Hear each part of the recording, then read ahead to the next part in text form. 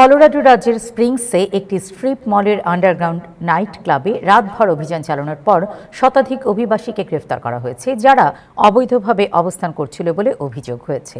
অভিযানের সময় ক্লাবে 1 ডজনেরও বেশি সামরিক সদস্য কর্মরত ছিলেন এবং ফেডারেল কর্মকর্তারা জানিয়েছেন যে কেউ অবৈধ অভিযানে কাজও করছিলেন বলে সিএনএন-এর খবরে বলা হয়েছে। স্থানীয় রকি মাউন্টেন ফিল্ড ডিভিশন এক্সে জানিয়েছে, নাইট ক্লাবে প্রবেশের আগে ডিই-এর বিশেষ এজেন্টরা তাদের উপস্থিতি ঘোষণা করেছিল। অভিযানের সময় ক্লাবটিতে 200 জনের মধ্যে অবস্থান করছিলেন এবং তাদের মধ্যে কমপক্ষে 114 জন অবৈধভাবে যুক্তরাষ্ট্রে বসবাস করে আসছিল। ক্লাবটির সাথে সংশ্লিষ্টরা মাদক পাচার, পতিতাবৃত্তি, সহিংসতার মতো অপরাধের সাথে জড়িত বলে অভিযোগ রয়েছে। অভিযানের সময় ক্লাবটি থেকে কয়েকটি বন্দুক জব্দ করা হয় বলে রোববার সকালে আয়োজিত এক সংবাদ সম্মেলনে ডিই-এ রকি মাউন্টেন ডিভিশনের special agent incharge Jonathan C Pullen জানান।